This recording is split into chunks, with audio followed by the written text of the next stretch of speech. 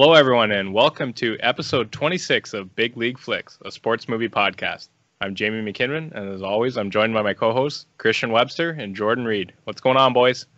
Hey, boys, what's going on? Good to be back for another week. Big time movie this evening, and I'm sure we're going to have some deliciously interesting hot takes, that's for sure. Hey, everybody, great to be back. Great movie. Awesome to be doing this again. Cold night here where we are, so it's let's get after it. Heat things up. Yeah. So since last week, we had a big Super Bowl win for Tom Brady, and how about some of the footage of those guys and their boat party or whatever it was? That one that came out today is brilliant. That one could have really destroyed your face. He looks like he is in one. Did you see him when he was chucking the Lombardi trophy from boat to boat? They had the one where it was on his boat, and his kids were like, "No, Daddy, no!"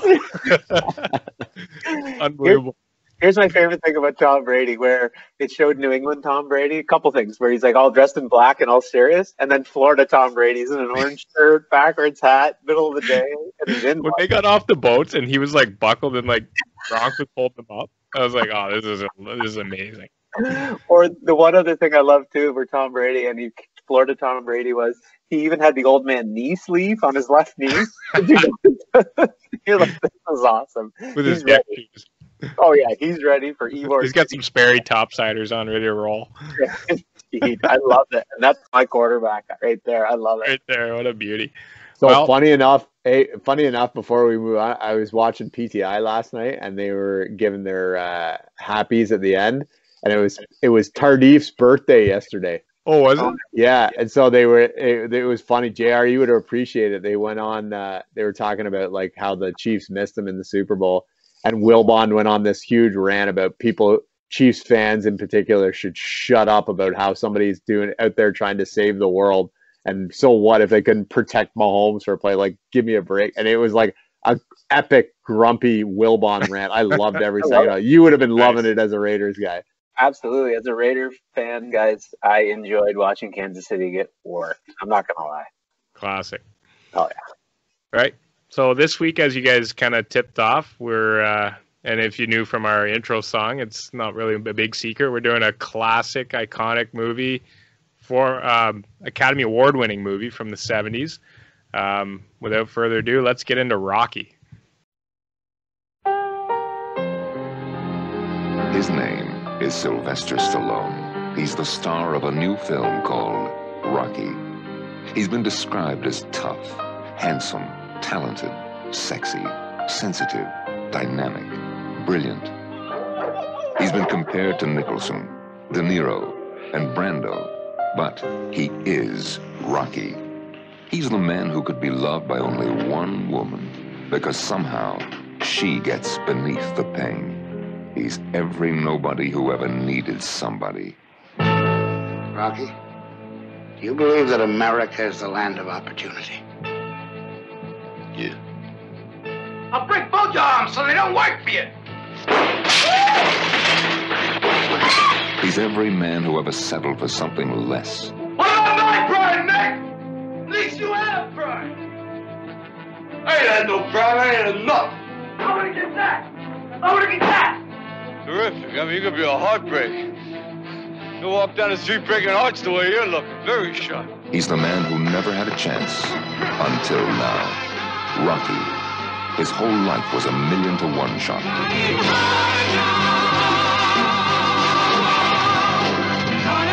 His name is Sylvester Stallone, but you will always remember him as Rocky.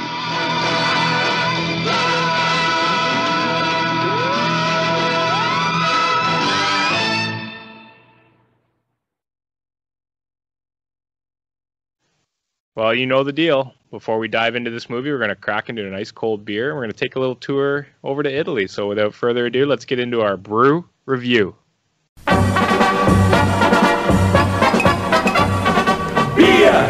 Bier her, oder ich bald von mir. Hey, Bier. Ice cold beer, yeah? What are we drinking tonight, Webb? Well, boys, inspired by the Italian Stallion himself, this week we head back to Italia to enjoy a delicious pint of Peroni Nastro Azzurro. The symbol of true Italian style and quality since 1963, excuse me. This Italian-style lager is brewed in Rome and only uses the finest strains of Italian maize and hints of apple and citrus flavors to deliver a light, crisp, refreshing beer that will satisfy your palate and make you feel like you were transported to a bistro overlooking the Pantheon or a Trevi fountain. For more information on their brewing process or any of their other fine products and services, be sure to check them out at peroniitaly.com or give them a follow on all their social media sites by following @Peroni. And here in Canada, give them a follow at @Peroni_CA. As always, Big League Flicks reminds you to please enjoy responsibly and always ensure you've got a safe ride home. Salute, boys. Salute, boys.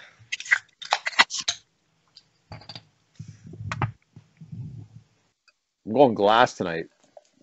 Won't you kick us off, JR? Peroni. First of all, great company to work with. They were fantastic to talk to this week. Thanks for all their help.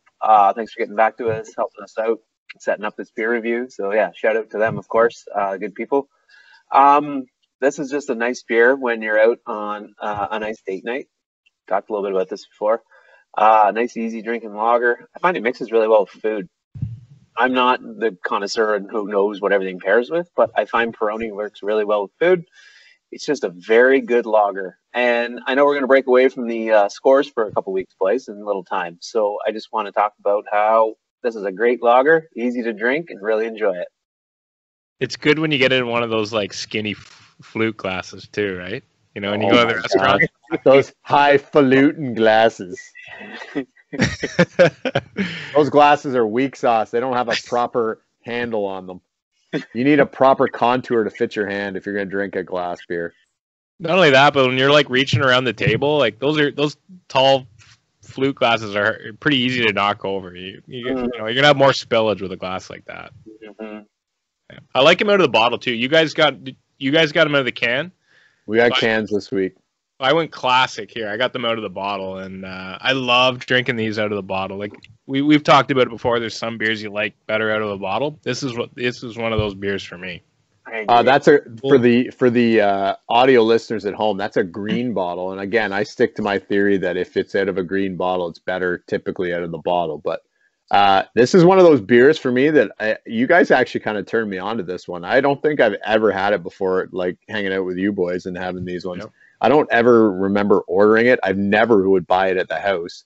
It's really enjoyable. I could see, JR, to your point, how it would be good with just about anything. It's pretty light flavored for light feeling for a lager. Like I feel like I could have quite a few of these and have a good time. I mean, it's alcohol content wise, it's like 5%, so it's a strong enough beer. But you know, when you're thinking Italy, you typically think your red wines. You don't think beer. But this is a nice one. I like this one a lot.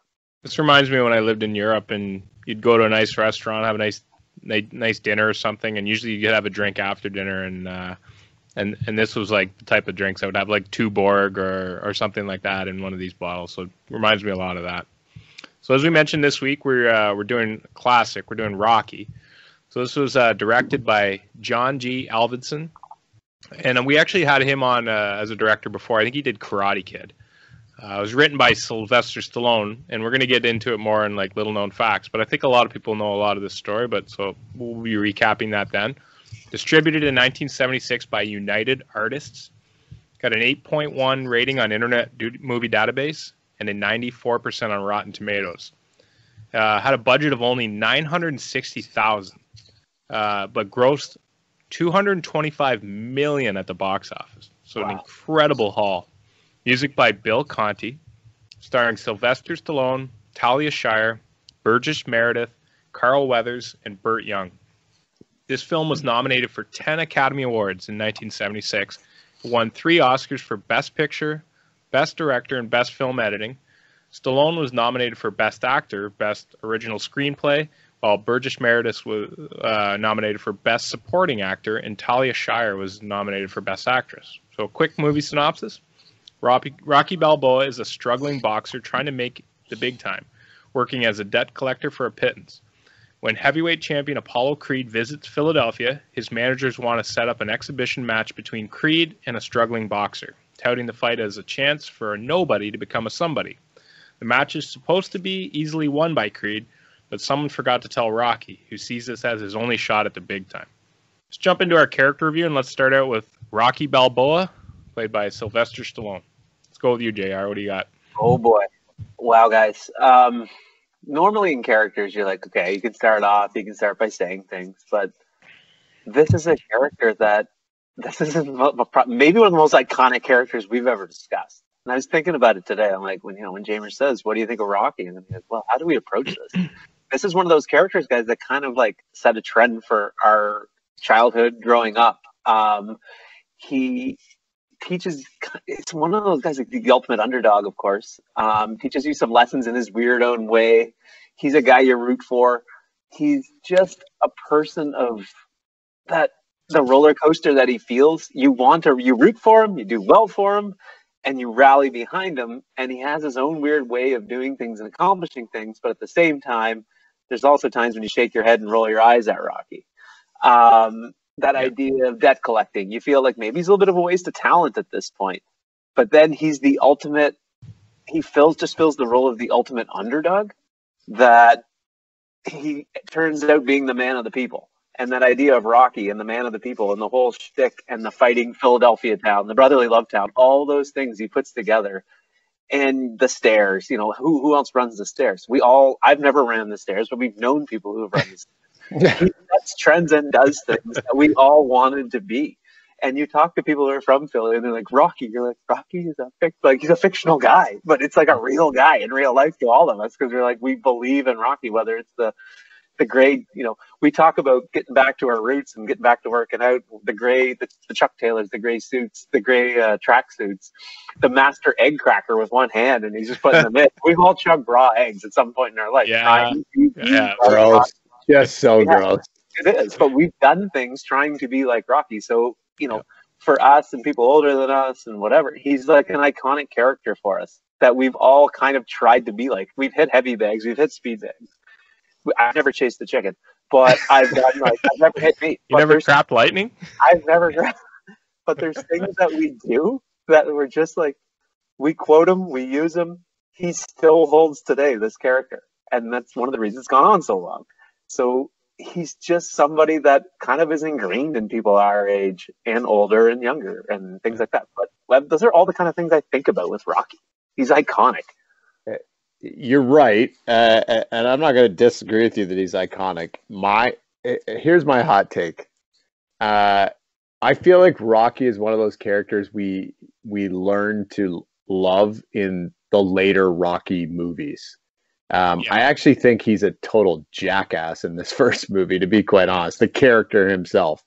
Number one, his ADHD, the fact that he can't fucking string together, pardon my language, can't string together a string of consciousness very long with a change in the subject every half second. I found it super annoying going back and watching this.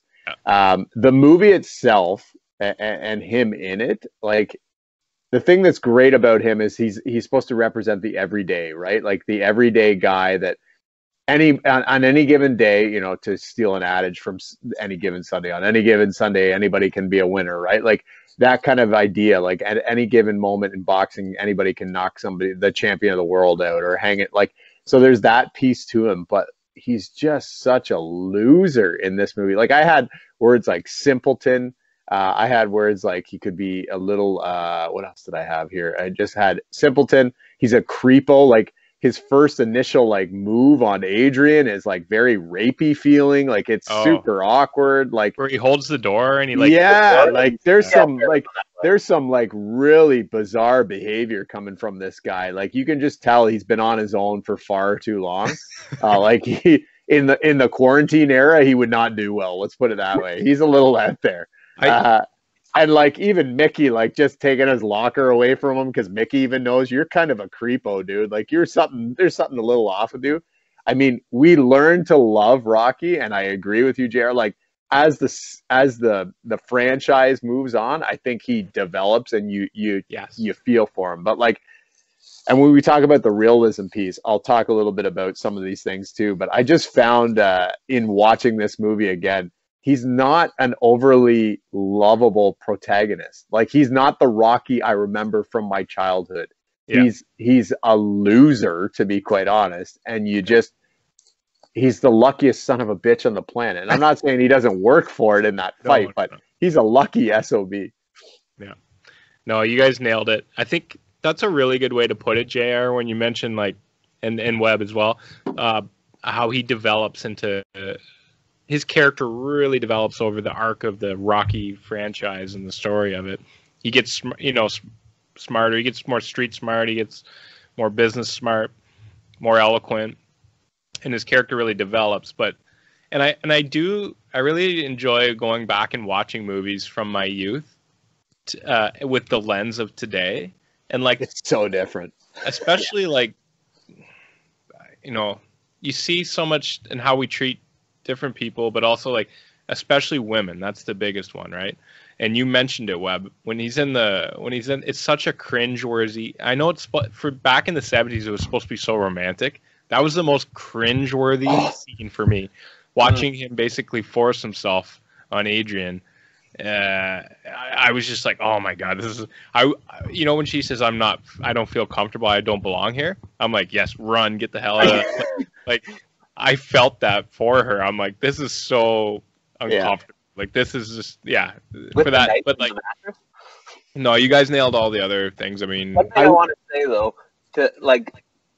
about Rocky though, would you like rally behind him though if he was like a perfectly full sentences, coherent, making sense, or do you want somebody who's kind of dumb? He's dumb, you're smart, we make a good, like all that kind of stuff. Yeah. Like, you want somebody like that. If it's somebody who's well spoken, you're not going to believe the character. You need a bumbling idiot who's basically bouncing around a racquetball all day. And we'll get into it in little known facts, but the studios had a lot of other guys lined up for it. Sylvester Stallone was perfect in my opinion for this role, the way it was written. I will say this, JR, to your point, he does have a certain. We talk about this all the time. A certain code, right, and a certain sense of what's right and what's wrong, to a certain degree, right? Like I think back about the scene where he picks up what's her name, Mary or whatever, when he pulls her off the street corner and is trying to basically like warn her of the perils of her particular situation and what she's going to be perceived to be if it keeps hanging out on the street corner like that. He's trying to be a leader. Yeah, there's those kind of moments, but like I don't know. He does have a bit of a heart of gold. Like he's trying to do well for people, but you sit there and you just think like how his character evolves in the later movies from what this character is. Like I don't know. Like I just see, and maybe that's the Adrian factor. I don't know, but like you just sit there and you think in this one, anyways, like he's not that great of a human being. No, he's not. Sorry, James. Go ahead. I was just gonna say quickly. I really like how and I did have kind of the lens of some of the other movies as we get into the series. It was hard to separate. It was hard to separate it, and then I hadn't watched this one in a really long time, so I did like how raw and how vulnerable and not as well put together he was in this one, because he's still trying to figure out who he is. He doesn't have confidence, right?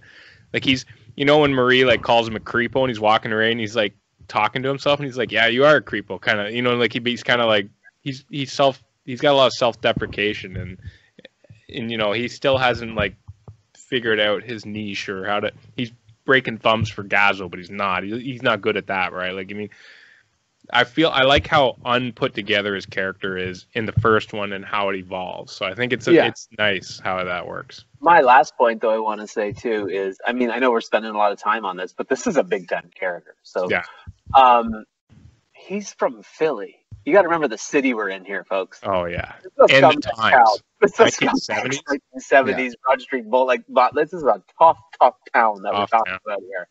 Yeah. And this is Philly. And if you spend any time in Philly or around people from Philly, it's pretty rough. Well, it tells you too, like everybody was on the take for a couple of bucks in that, especially in like South Philly or wherever it was, like the tough neighborhood. Like the guy at the skating rink, I'll give you $10 for 10 minutes, and they're like negotiating over how much money they're gonna, because everybody needs a couple of bucks, right? I'll smooth them over, and they go, okay. Yeah. Well, even the whole the late 70s, the whole East Coast of the United States was pretty bad with drugs. So yeah. Interesting. Let's move on to Adrian Panino, played by Talia Shire. Adrian, probably, I don't think there is a Rocky without an Adrian whatsoever. It's one of those characters where you're like, you need to have Adrian. She's almost like the nucleus of Rocky, so to speak, where it's like she's there and he needs Adrian, and Adrian's almost like the person who gives him his drive and like his compass, or she's like his support system. And the Yo Adrian's, like, some iconic lines are not there if there's no Adrian as well. And I mean, one of those things, I mean, she starts out, obviously, her arc is kind of interesting in this movie. She's obviously really patient. She's really kind. Her arc is interesting. All of a sudden, she turns back into the Godfather, where you're like, oh, there she is at the start. You know, when you saw it, you're like, is that her? Kind of thing. She's great. She's important. With Adrian, I don't know, you don't have the famous lines, and you don't have a lot of the most scenes that we all know of this Rocky and Rockies in the future that are down the road without an Adrian, and even later Adrian. So important. In the whole thing with Paulie is interesting.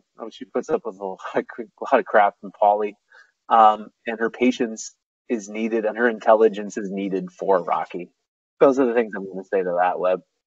Yeah, she's an interesting character. I mean, you're right. You need her for that development of Rocky as a person, but like she goes through her own development, right? Like, yes. I just found it like funny. She's in my head, I keep thinking like she goes from the nerdy to the hot librarian when she like takes her glasses off and lets her hair down. Like I don't know, like she just such a classic thing that they've used. You see her in the pet store, right? And she's all like, like don't talk to me. Like I'm like socially awkward and the whole bit. And then like all of a sudden, like Rocky basically forces himself on her, and she becomes a woman all of a sudden. Then she's like dressed in fancier and bringing him like her confidence level shoots through the roof. And I'm like, I don't know if that goes to show you just how physically intimidating and berating Paulie was as a brother, and like just I think she has that moment. She has that moment where she snaps on Paulie, and she says, "You made me feel like a loser all these years." And I think, and as creepy as that scene we just talked about with Rocky and the Thing, like there's a moment in it where she's super timid, and then he calls her beautiful, and she's like, "Don't tease me," because she doesn't have any confidence, right? Yeah, you're right. So maybe in some ways, like she's empowered in that moment to, really be who she is and want what she wants and go after it. So I don't know. Yeah, she's an interesting character for sure. And again, this one was another one. I mean, the main characters aside, it was hard.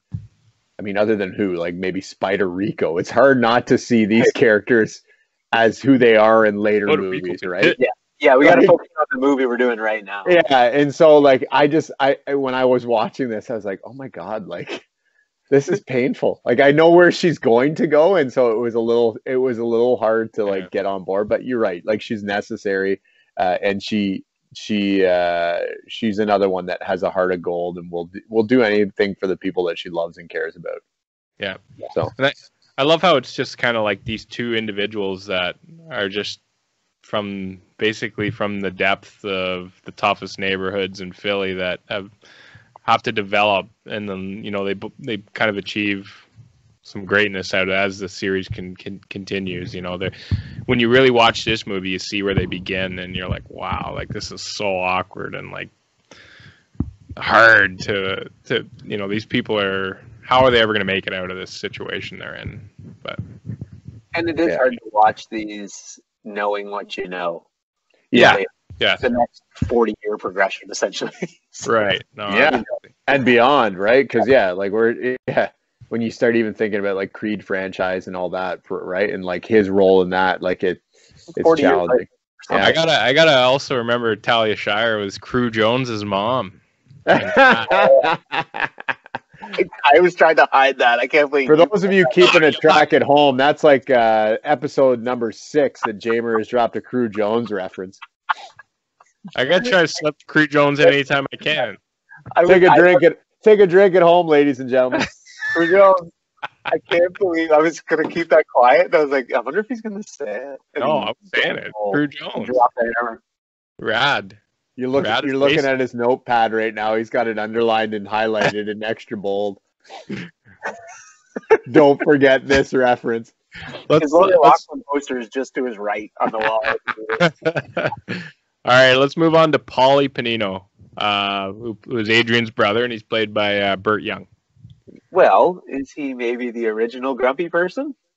There's nobody who plays a grumpier person, and nobody says the word bum more than Paulie. This is Christian Webster's hero. Chris Webster's got the local Paulie in there sometimes. He's got a little Paulie in him. Again, that disgruntled, grumpy, angry Philly thing. He's got the Philly thing down to a T. Very Young in this role. To his credit, nice job. And he did a great job in this with the angry Philly guy, who's obviously got probably a little bit of a boozing problem, lifestyle problem, angry bit of a lifestyle, and he's just fantastic. He's always like, "Hey, Rocky, get me in." It's that idea you talked about in the 70s. Everybody's always on the take for something, and they always want some sort of social mobility, but nobody really wants to earn anything. They don't really want to earn it. They just kind of want to get it. And he kind of falls into that. If there's no Paulie, there's no hitting the meat in the meat locker either, though. And that's another Rocky iconic thing that we all talk about, hitting the meat. So Burt Young, he did a great job in this. He's miserable. He's awful. He's wretched. Like I love how mad he was about the mirror. How pissed off he was about the mirror. Like the mirror. You look like a half-chewed caramel. What are you worried about? What you look like? Like how about the move where Rocky slid a little bit of half his glass of beer back into Paulie's glass, and he looks like he kept going on. What a move! Yeah, that's a play right there, Rock. Anyway, Paulie's obviously such an important character in a Rocky series as well, but he's just a wretched human being. I'm sorry, he's horrible.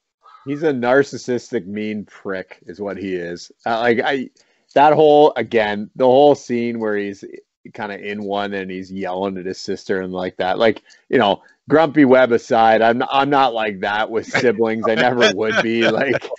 It's just so. We need Corey to weigh in on this. Oh my god! Little Webb, let us know. Yeah, maybe not. It's just such an asshole. Has Christian ever thrown a turkey out?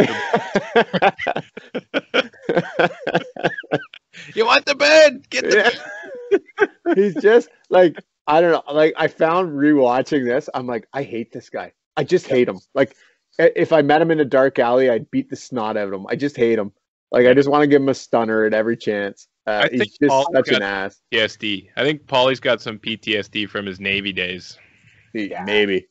Again, though, he's another one because he looms so large in the later episode or later movies, right? You forget.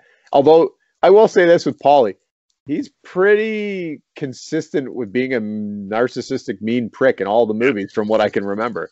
That's his thing. That's his shtick. And the fact that Rocky and Adrian, for that matter, put up with it, that says more about them than it does about him. It does. You mentioned about both those characters, they have a heart of gold, right? They're gonna take care of their people. Paulie's their people, so it's let's talk about my favorite guy, Mickey Goldmill, played by Burgess Meredith. Some of the greatest quotes of all time. Oh. He's a teacher. He does things in his own way. He's also kind of a dink in his own way too. I had one hot take on Mickey where I'm like, you like the front runners, Mick. That I thought when he went into Rocky's thing to try to train him, it was a little bit pathetic. All of a sudden he showed up and he's showing all the pictures. Look at me, look at me, look at me. And I mean, the Rocky Mickey thing is super important. I know that. And I thought though that was perfect because in that business, that's such a tough business to be in, the training fighters. You're always going to try and get the guy that's the hottest, right? And you're going to try and put your time into the guy that's the hottest. And that was Rocky being able to turn the tables on him, because earlier he was like, when Rocky lost his locker to I have it down somewhere too. I can't remember his name. Tippy. No, that's the college trainer. Dipper. Dipper. When he loses his locker to Dipper, and basically Mickey's like, Dipper's he's an up and comer, and you're done. You're a nobody. So basically, he's like, I'm going with the hot guy. Dipper gets your locker. Dipper's on the way up. that's my job. So when the tables turn and Rocky's getting a shot, he's like, hat in hand in Rocky's place, like, hey, you need a manager and all that. That's the business of it, and that I think that kind of sheds light on that in little ways. That's a good point, James. You make a really good point about it. I mean, I love Mickey. Don't get me wrong; he's a great character. He's funny, like his one-liners. What are we waiting for? All the type of thing that he always You're a tomato. His acting and delivery and his facial expressions, like Burgess Meredith, and you'll know this from Michael Rappaport's book. He's a stick man. He's an ultimate stick man. He's a stickman of stickmen. Yeah. He's one of those characters in this one for me. He's got the top quotes for me in this movie. Me too. But again, like he's another one that his character evolves into he's the Mickey that we all, come to love in the next one. He's really kind of insignificant in this movie, to be quite honest with you. Like compared to the significance he demonstrates later on. Like this one, he's a minor secondary character at best, right? Like he's got a couple lines, but even like in the prototypical Rocky montage, he doesn't weigh that heavy in the training montage. Like, he's got some great one-liners, obviously, and he's funny as hell. But yeah, he's not as significant as he obviously will become later on. Paulie was a little bit more of a prominent secondary character. Yeah, I would say. Yeah, for sure. Mickey in this movie goes back into he's part of the whole Rocky brand. Yes, of course. It's the brand of Rocky. It's Rocky Mickey, and that's Mickey's another one of those characters, guys. We all carry with us today. Yeah, he's it's Mickey and Rocky, and then you're like, then you'll hear them. You're like, that's Mickey and Rocky. That's the Mickey to his Rocky, or you kind of know that. Nobody knows how to deliver a line like Burgess Meredith. And I think some of my favorite lines, other than he's got some beauties in the Rocky series, but the Grumpy Old Men series, Grumpy Old Men in 1 and 2, his lines in that, I know at the end of the movie they have the outtakes, and it's him just rattling off these perverted, hilarious lines. I'm just I love Burgess Meredith. He was fantastic. Yeah. He's like, I've laid more pipe in this town than Wabasha plumbing. It's just unbelievable. All right, let's jump into Apollo Creed, played by former Oakland Raider, or were they the LA Raiders? I don't know. He played for Oakland, I believe. Oakland Raiders, Carl Weathers, and former BC Lions for all you CFL fans. That's right. He was in one of my old favorite shows, Jammer, Tour and Duty. I love Tour. Carl Weathers is also in that show. Carl Weathers and Apollo Creed actually make one of my more favorite characters in the Rocky series. He, to me, kind of brings a lot of legitimacy to the heavyweight champion. He's fast, he's strong, he's big, he's cool, he's charismatic. He's great in front of the camera. He's great with media. Awesome business guy. Awesome business guy. We talk about modern day times so much about, I've said it already, the brand. He had a brand before anyone else had a brand, essentially, in the fighter world. I thought he really did a good job in this movie of showing that he's the one and he's the heavyweight champion, and go get me more coffee, go and get me this, hey, Apollo, you might think you're going to Canada to get more revenue, all that kind of stuff. And he was just, his hamster was running the whole time about how to make money and how to build on what he has and his window of money making time. And I think that was pretty cool. And the ring entrances, the grand, the whole grand thing, walking into the Spectrum, an iconic place as well. And on the 4th of July, all that, I think it was just a cool thing to see. And I love Carl Weathers as an actor. Pretty much everything he's in, I like. Just not really a Raider, not just all around. He's an unreal actor to me. Webb? What's the over-under on number of bottles of baby oil they rubbed on him before that final fight? He is glistening. He is glistening. You could slide that guy through freaking from Canada all the way down to the Mexico border with how much baby oil he's got on. Greasy. Hilarious. Like all the things you said, JR. He's got one of my favorite lines. Be a thinker, not a stinker. Love it. He's great. He's got a great mouth. Again, fantastic. Prototypical heavyweight champ. I know Jamer is gonna comment on who he's inspired by in that later on, but he's perfect for this role. and in later roles too. I mean, he's an awesome character. So I don't have a whole ton to add on Creed. I got nothing else to add on him either. Let's move into some other like characters we want to talk about, some other notable characters. Does anybody stand out for you other than obviously the key ones we mentioned? I had obviously knowing a little more when I know Duke. I love the Duke, the trainer for Apollo.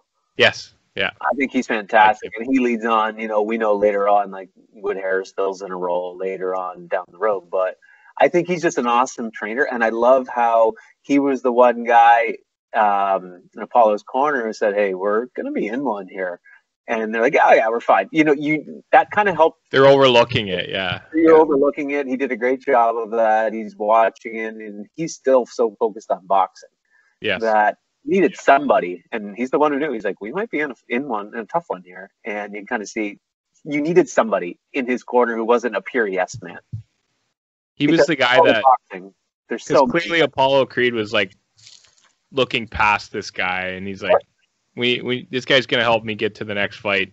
We need to make some money, put on a show, and he's talking in that scene about like, the coffee and putting gift baskets together or whatever it was. Like clearly nothing about the fight, and the trainer's like you said, we're in one here. This guy means business, and I think that was a really nice scene to show how somebody like Rocky could actually give Apollo Creed, put him on his toes or put him on his heels. He doesn't know that it's an exhibition or doesn't care. Right. Yeah. Nor should he. Yeah. They had to set that up. They had to set it up some way because otherwise you're like, how is this even realistic remotely? Whereas, I'll get into it later, but in some of the realism review, but they had to set it up in that way. So I'm gonna ask this here just because it's been on the tip of my tongue and I've been holding it back and I can't remember, whether or not I just don't remember the history of it. Had they written this movie knowing full well that there were sequels in the can? No. Okay, so there are certain things like with respect to that storyline, right? Just like the fight between it doesn't add up. It does now because they wrote the sequels to obviously make it happen and add up.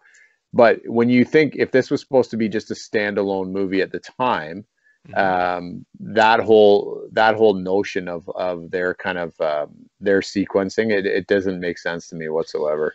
Yeah, and I think the one thing too is that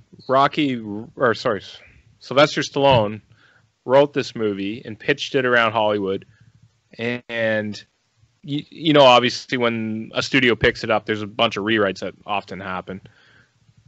There might have been a few rewrites. I know there were multiple rewrites that happened after Rocky, because Rocky butted heads with Avildsen a lot on this.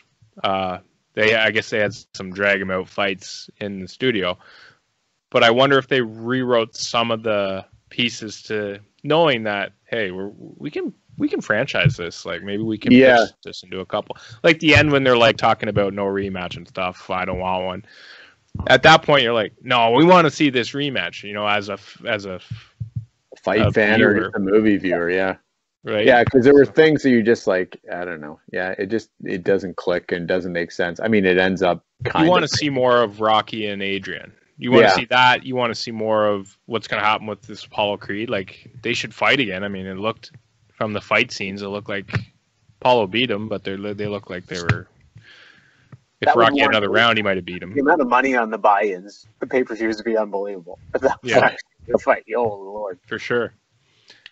One guy I wanted to mention was Tony Gazzo. I thought he was just a classic character. He's like, "Hey, you don't think I hear things?" Like that scene there. What about his? I was gonna say mine was his driver. Yeah, the driver was his driver doesn't exist in 2021. Let's put it that way. Oh God, no. Well, he probably does. He's just not. Sorry, his driver was storming the Capitol on. Yeah, I was gonna say he was one of those guys. For sure. Yeah, those are my guys. Spider Rico. Spider Rico's just an ongoing name too. Spider Rico was like, you got lucky. Yeah. They should make we should do a whole episode on what would happen if Spider Rico beat Rocky in that first fight and he got the shot at the title. What about the headbutt Spider Rico threw? Yeah, that was a nasty headbutt. Before we move on, boys, I have to mention one thing. How funny was it when Rocky finished boxing and then he grabbed a dart? Oh yeah, Oh, the guy's hand. Here, you have mine. Amazing. pure Guy Lafleur move. Yeah. Absolutely. Let's jump into our favorite quotes. What are some quotes that stood out for you guys? I had. So I obviously I run a business, not a soup kitchen. We talked about that. The word a bum was used. How many times if you go in a Rocky series movie, the word a bum? Everybody's a bum. No matter what you do, everyone's a bum. He's a bum. He's a bum. And then I just said, got to smoke after a fight with Spider. Those were some of my favorite things right away. I mean, I know there's lots that you guys want to hit on too. Those are a couple of mine that I just howled at when I heard them. I mentioned the be a thinker, not a stinker. And I only mentioned that one because I heard it and I don't associate it with Carl Weathers. I actually associate it with a Will Ferrell sketch where he's posing in SNL and he's the naked guy, the thinker and the stinker. Like, so that's when he got the hepatitis test. Yeah. He got an A, 2 B's, and a C. Classic. Most of mine from this one are Mickey. You're a tomato. It's a waste of life. Women weaken legs, and then Rocky when he's talking about when he's picking up the money, he's crime don't pay. You know that. Yeah, that was a good one. Yeah. The one that I like too is where'd you get the name the Italian Stallion? Oh, I made that up one night when I was eating dinner. Just randomly. Cut me, Mick. That was always one that you heard. Paulie saying, I want you here instamatically. I'm sick of seeing you hanging around like a freaking spider. Like, Yeah. Paulie just had some hilarious ones like, Rocky, I think I make a real sharp couple of coconuts. I'm dumb. You're shy. What do you think, huh? Like, I know and Marie, hey, Rocco, screw you, creepo. Yeah. Mm-hmm. That was about it for me. But let's jump into some little known facts. So Rocky won an Academy Award for Best Picture in 1976, as we mentioned. So this is the first actual sports film to win an Academy Award for Best Picture. So that's kind of cool. So Stallone actually shopped the script around Hollywood and had a lot of interest. At this time, he was like washing his clothes in the shower. He was working like menial jobs, getting a few bit parts. He couldn't get any acting roles basically, and he was doing some odd jobs just to pay rent. So he shopped this around, and there actually were a lot of interest in the script. His stipulation, though, was that he would give them the selling rights, but he had to be the star. So most of the studios were like, absolutely not. Producers Irwin Winkler and Robert Chartoff agreed, as long as Stallone agreed to continue to write the film for free and take an actor's wages at scale. So they didn't want to pay him like anything good, basically. So after Winkler and Chartoff purchased the film, they took it to United Artists, who agreed to a $2 million budget. However, they wanted Burt Reynolds or James Caan to play Rocky. When Winkler and Chartoff explained the deal that they had with Stallone, United Artists cut the budget to $1 million, which they actually ended up coming in under at $960,000. So, could you imagine this movie with like Burt Reynolds or James Caan?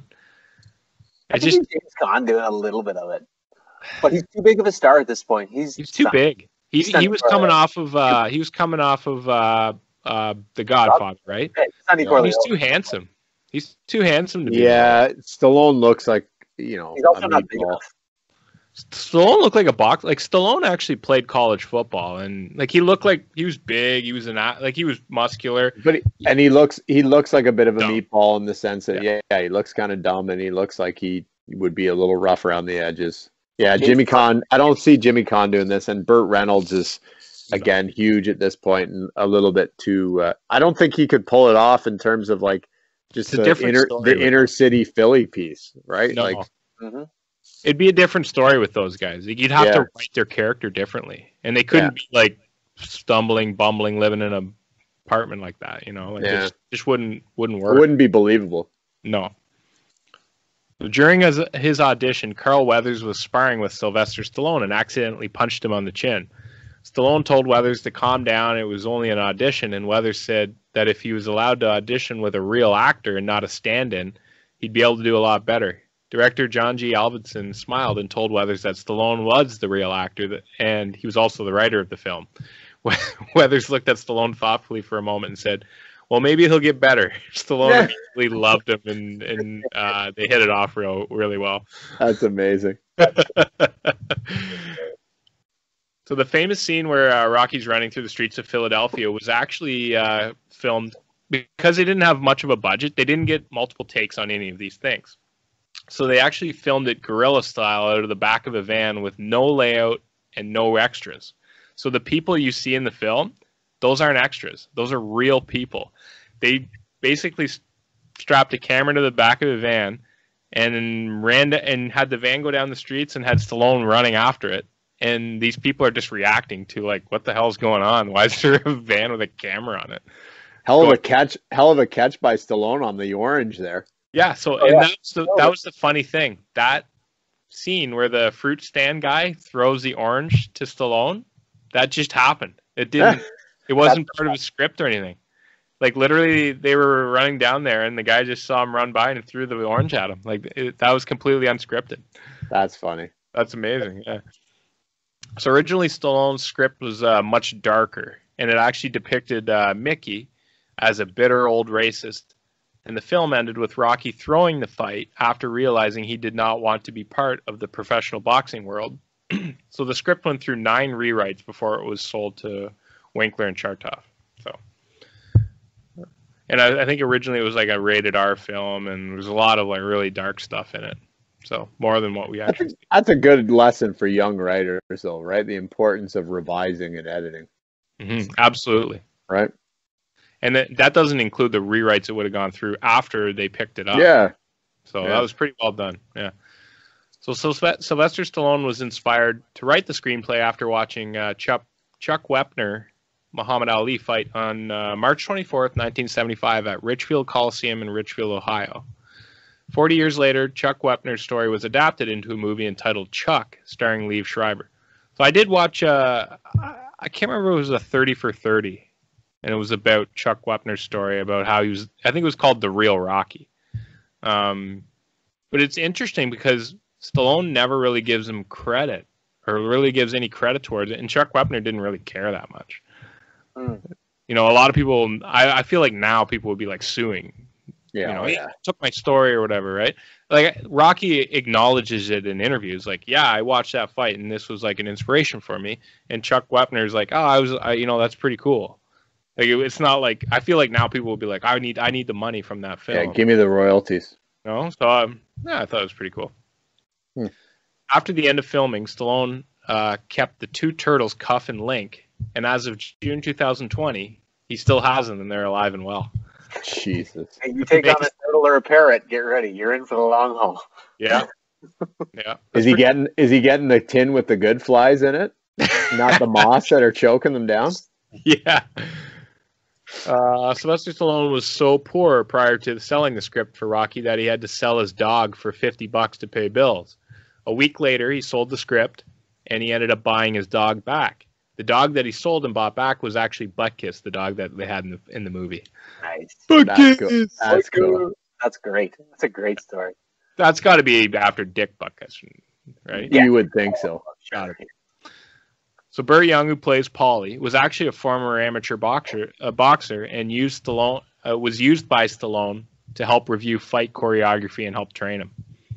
That's pretty cool. Yeah, I mean, that's awesome.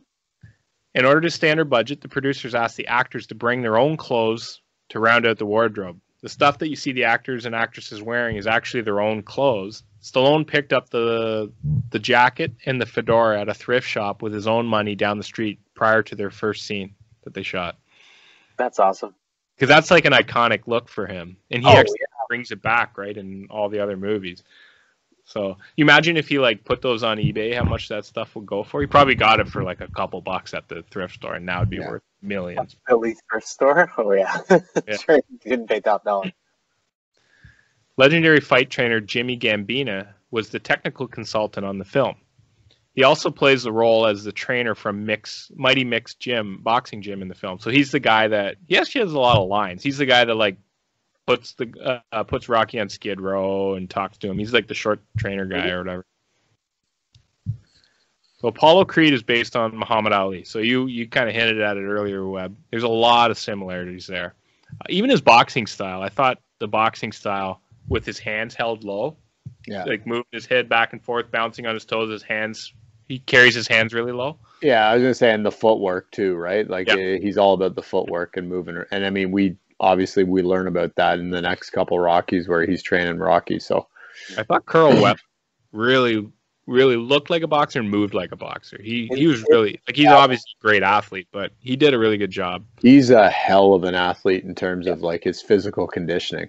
Yeah, he always looks good. Yeah. Even today. He's in The Mandalorian and he still looks, he's probably like 70 and he looks like he's 40. Yeah. He does a good job. Rocky's explanation of the term southpaw to Adrian is inaccurate, but it includes an element of truth. According to the New Dixon's baseball dictionary, the term was coined in the late 1800s to describe left-handed pitchers who, facing west in most ballparks, had their left arms hanging on the south side of the ballpark. That's how they got the term southpaw, and boxing adopted it from baseball. Mm-hmm.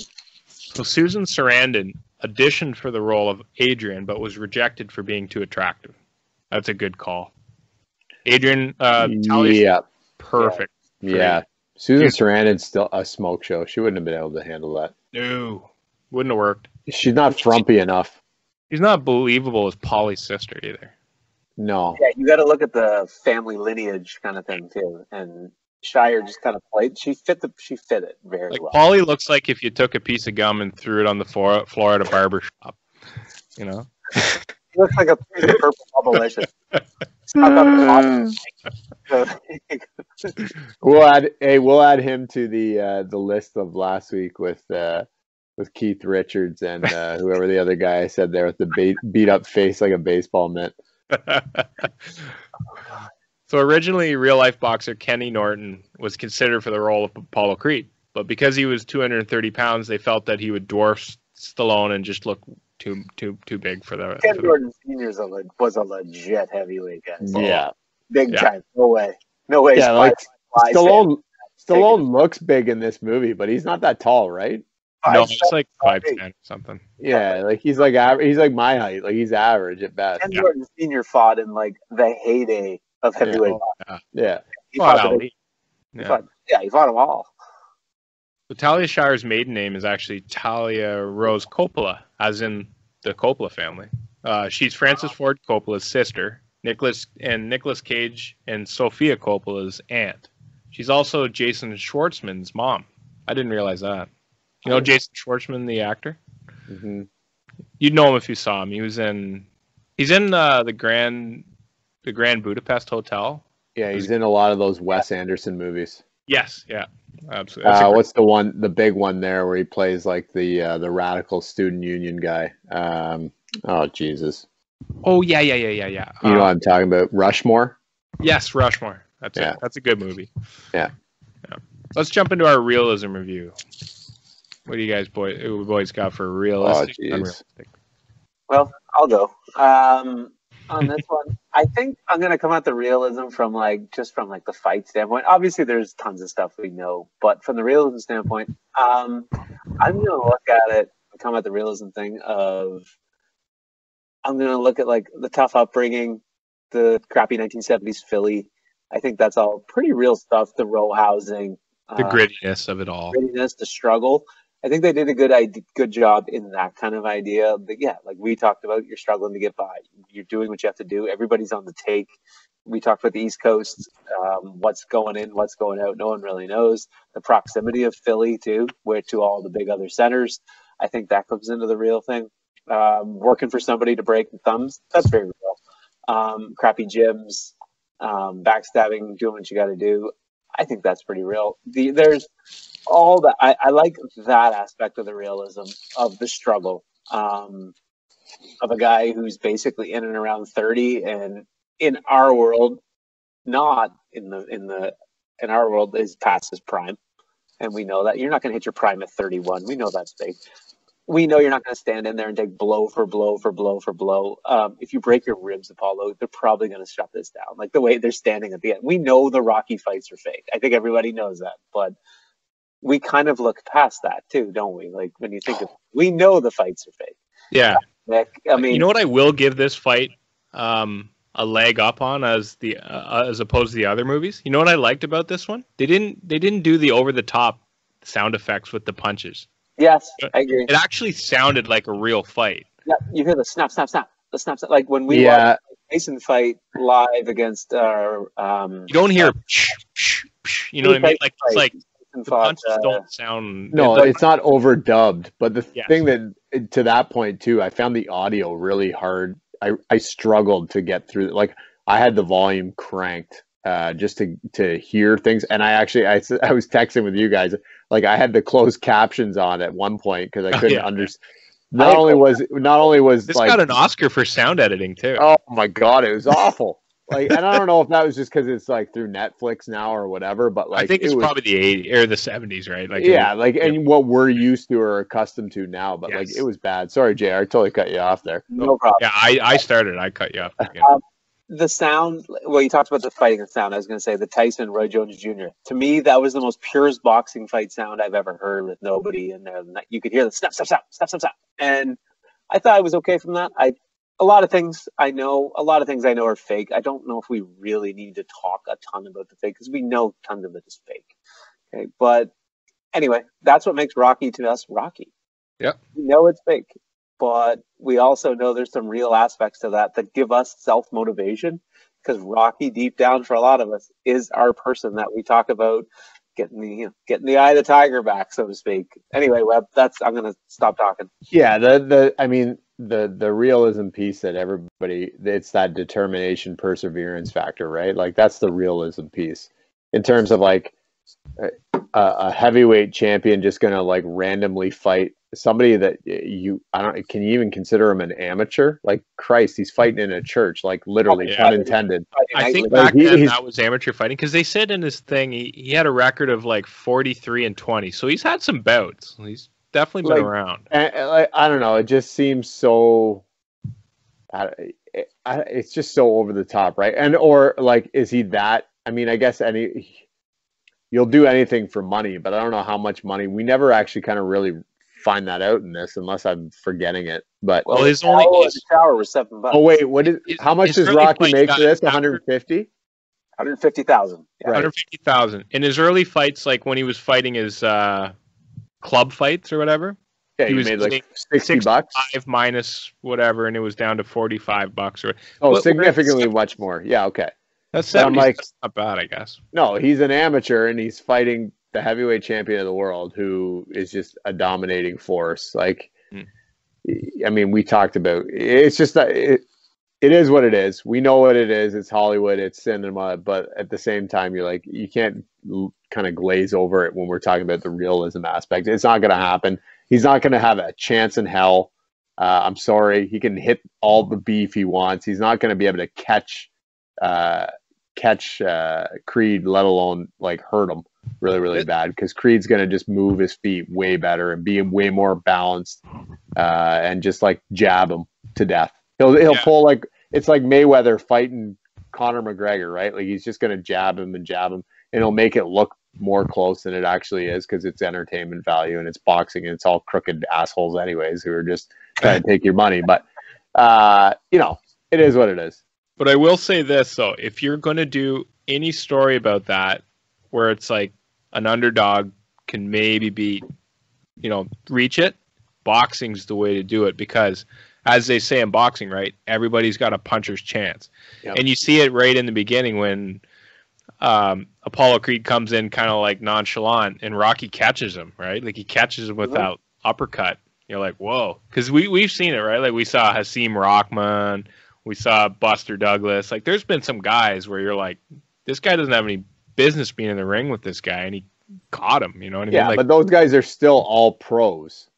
Yeah. Right? Like, my thing is, like, this is an amateur guy that's fighting in a church the week before. He's been kicked out of his crappy gym. he's still making money fighting. Like he's still a pro.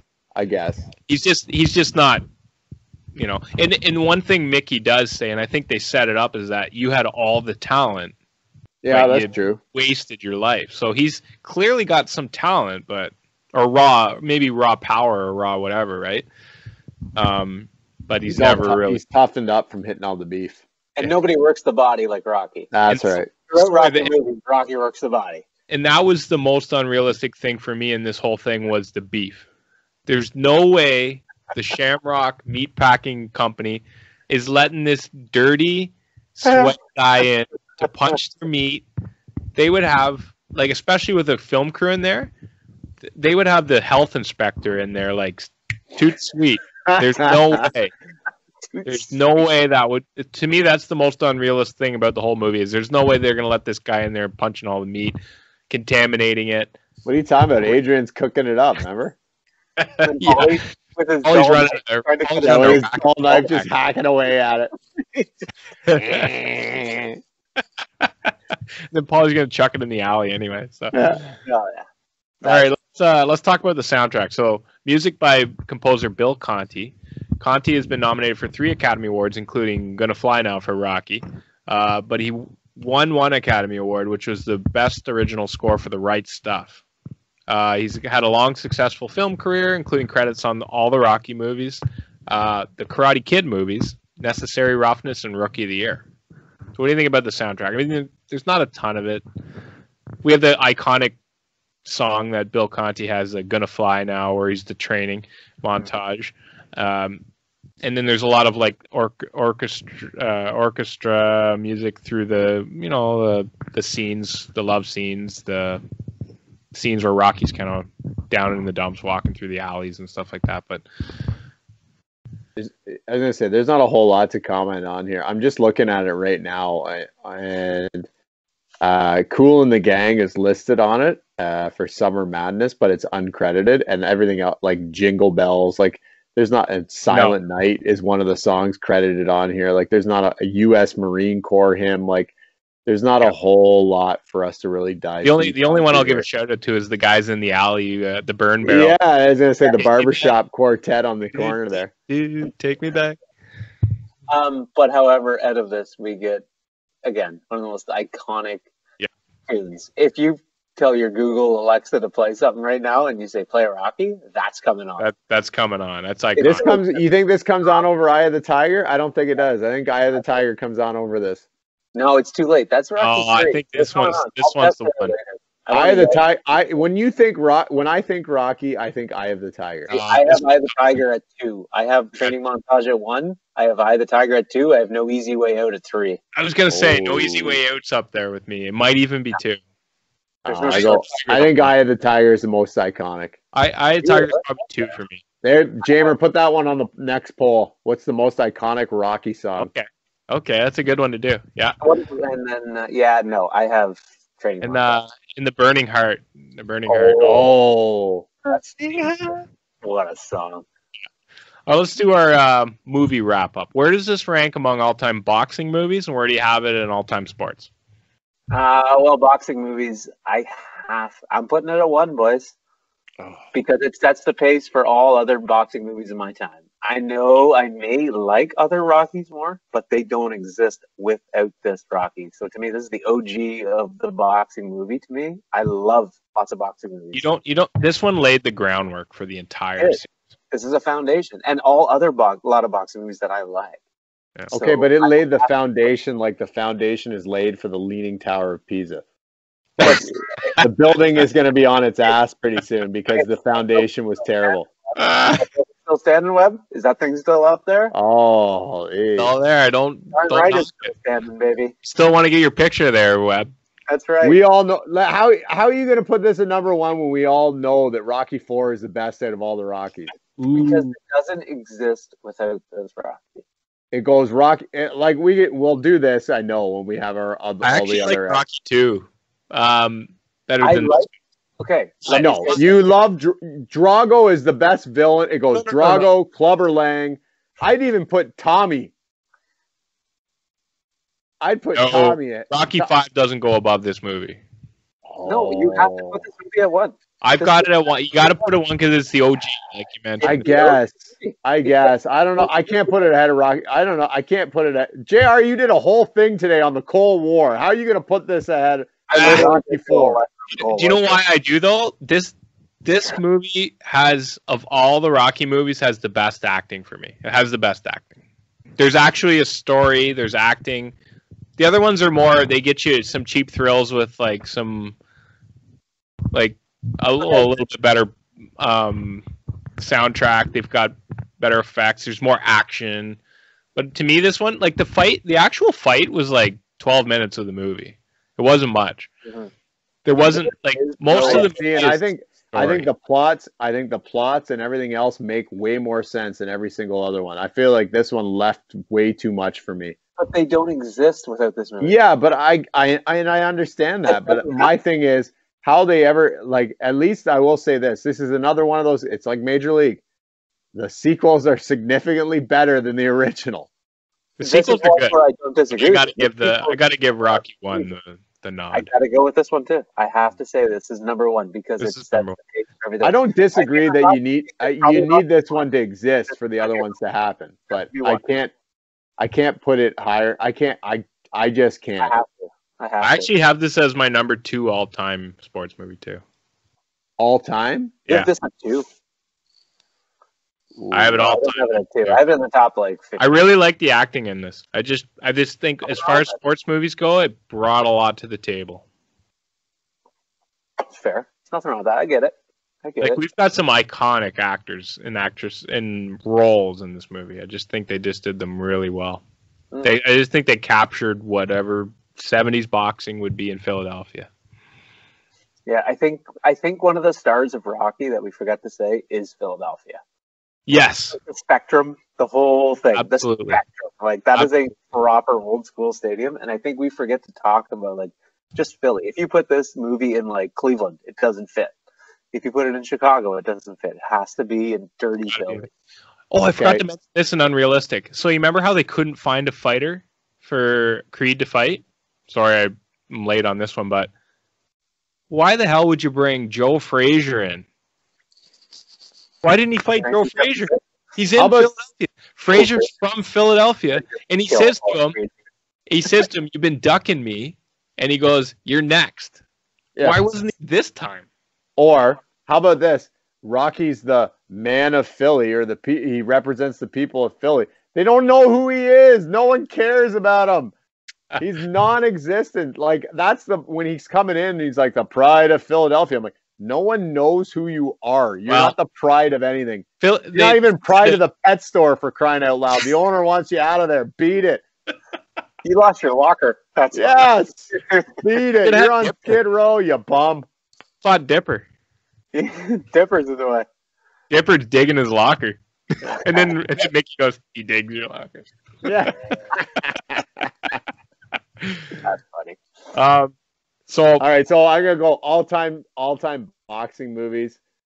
I don't enjoy. I know you need it, so I guess I'll have to put it at 1 just because to the point you made, JR.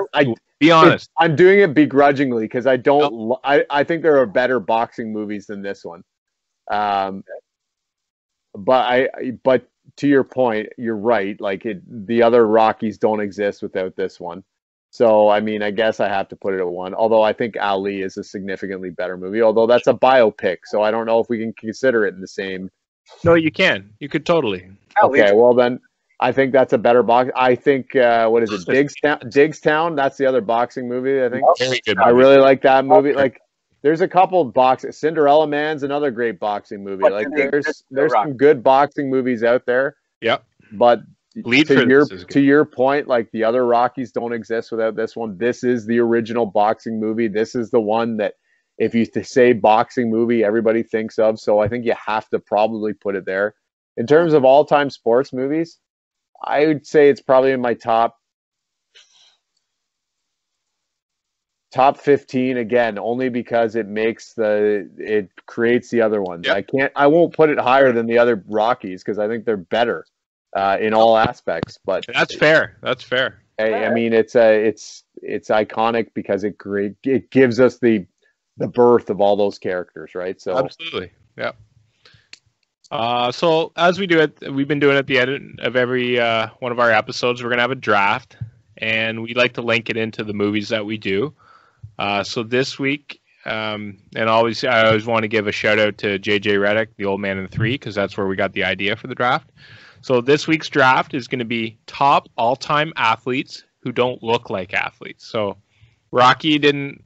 I think he looks like enough like an athlete, but he doesn't look like a world-class athlete. So we're going to say top all-time athletes who don't look like athletes. That's our draft topic this he's week. probably in better shape than some of the guys we're going to put on this list. Let's put it that way. He will be, absolutely. 100%. So you went first last week, Webb. Let's go you, JR, this week. First pick to be, eh? All right, I can very easy first pick. I'm going to go with a gentleman who loved hot dogs, cigars, trains, went through roommates on a turnstile. Throw sweet shakers with Bozy? What a pitcher. Left-handed pitcher. What a power hitter left-handed. I'm going to go with the salt and the swat, the Bambino, a Babe Ruth, folks. Wow, that's a big pick. Nobody looked like less of an athlete. He even had a quote that says, "Athlete, I'm a baseball player." That is the ultimate quote of Babe Ruth right there. Nicely done. Wow, you're going back. Okay, yeah. Yeah, that guy. Jamer, you got next. I'll bring up the rear this week. Okay, that makes sense. I'm gonna go with a kind of a newer guy. He's pretty relevant nowadays. This former first team All SEC kicker just completed his rookie season with the Indianapolis Colts. Known for his thick glasses, this avid amateur rapper is nicknamed Rex Speck by his teammates. Rex Specs. When asked if what he was doing the night before he got the call that he had actually made the 53-man roster, he responded, "I built 2 Lego sets." I'm talking about Rodrigo Blankenship, kicker for the Indianapolis Colts. What a beauty this guy. A great pick. I'm going to go with the hardcourt. And the era he played in, it makes sense that you would. I was torn between 2 of them, but I'm going to go with the white guy. At 7'6", a star of Space Jam, looks like a coat hanger in an NBA jersey. I'm going with Sean Bradley, former center for the Dallas Mavericks, as my freak first pick. That's awesome. That's pretty good. With my second pick, I'm going to go with one of my all-time favorite athletes who looks like he probably eats more hot dogs in between innings than any other person. I've used him in multiple drafts before, so I got to stay true to who I'm going. I'm going with the legend Bartolo Colon on the mound. Big sexy. Big sexy. It's a good pick. So I'm up again. This is a tough one. So I'm gonna pay some homage to the sport that we honored tonight with our movie, and I'm gonna pick this former unified heavyweight champion of the world who shocked the boxing world when he defeated Anthony Joshua to win the WBA, IBF, WBO, IBO. They have way too many titles. Mm-hmm. Anyway, back in 2019, his nickname is the Destroyer, but that's mainly because of what he's known to do to toilets. The only thing tougher than this guy is his arteries. I'm talking about Andy Ruiz Jr. That's great. Amazing. This guy's got a hell of a muffin top. All right, my next pick, I'm gonna go to the Lynx, and I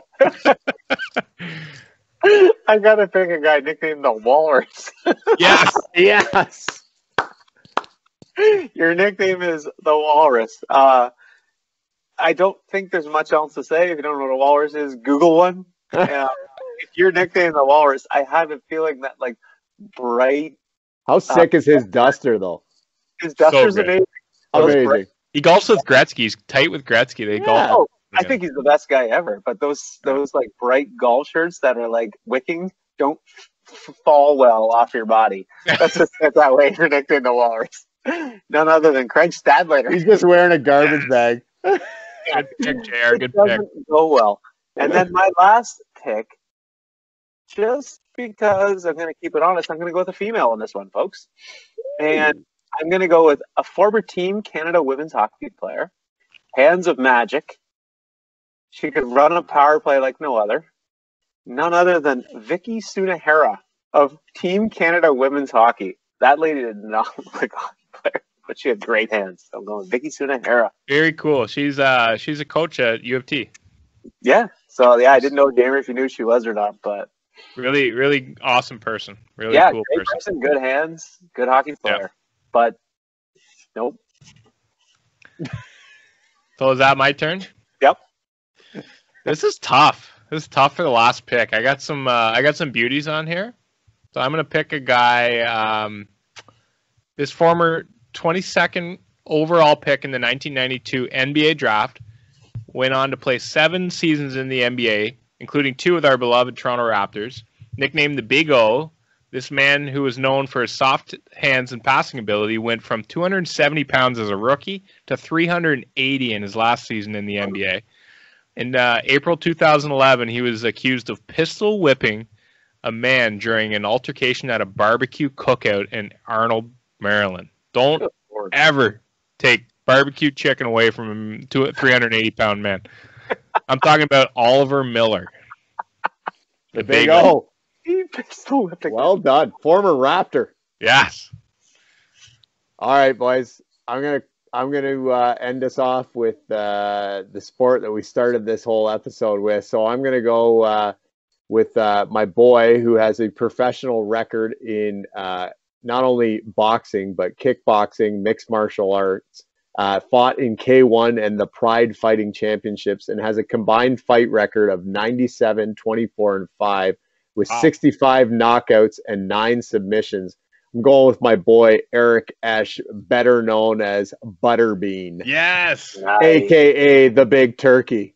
Butterbean, what a beauty. Got to give some honorable mentions. I had Marcel Dion. Oh, yeah. They almost have 5'8", 190 pounds. Bullshit. I had David Wells. Yeah. Oh, yeah. David Wells is always an easy one. Phil Kessel. Phil, yeah, we Phil didn't the even Thrill. I thought that's who Phil. JR was taking with his first overall pick. So did just I as when he him and mentioned the hot dogs. Him and Bosies were throwing some sweet ping pong matches up There's there. nothing wrong with that. I got James Harden. His nickname's the Beard, but it should be the Barrel. Yeah, we're sticking the hardcore. How do you not put Zach Randolph on that list? Zebo. Good point. Yeah. Jerome Bettis. Oh yeah, the bus. The bus. I know. I had The bus was wasn't the bus a? I'm just going to put this out there, but wasn't the bus a Heisman winner as well? Did what? I'm pretty sure he did. No name. I don't know if he did it. Yeah, I'm not sure. I thought he did. No, He may- actually, yeah, I don't think he did. Oh, I'll have to look that up. What about at the end of his career? Also Tony had, Gwynn? Tony Gwynn got a little happy at the end of his career. Also had the Goose, Tony Siragusa. His 563 tackles are the most ever by a guy who looked like he should be whacking informants for Tony Soprano. Yeah, him and Bobby. Him and Bobby look like they'd be in the one hell of a tight sardine can there. I had a dark horse on here too. I had Joe Ingles. This guy looks like he should be changing the inkjet cartridges on your Xerox machine. Meanwhile, he's shooting 40% from 3 in the Mormon State. So, see, you know who I had on that same vein? Mark Recchi. Yeah, Mark Recchi towards the tail end of his career was a fat son of a bitch and losing his hair. He looked like he should be working at Staples. he's the wrecking ball. Yeah. Oh my God, that's funny. John Daly. We got to talk about John Daly for a minute. John Daly's in a class all of his own. Oh, yeah. John Daly. There's a Ronaldo, the Brazilian soccer player. Oh, Heavy. Yeah. He was so good early though. Oh my God. all those soccer guys get fat though as they get older. Maradona. Maradona, huge. Yeah. The All right, Webb, tell them where to hit us up. All right, thanks again, everybody, for listening. Don't forget to hit us up and keep engaging with us on social. Don't forget to like and subscribe and leave us a review. And don't forget to give us a follow on Twitter at Big League Flicks, on Instagram at Big League Flicks Pod. You can check us out on YouTube as well and on TikTok, where you can see good old Brucey bringing the heat. Yes, Bruce. Take care, everybody. Take care, Have a great weekend, everybody. Take care.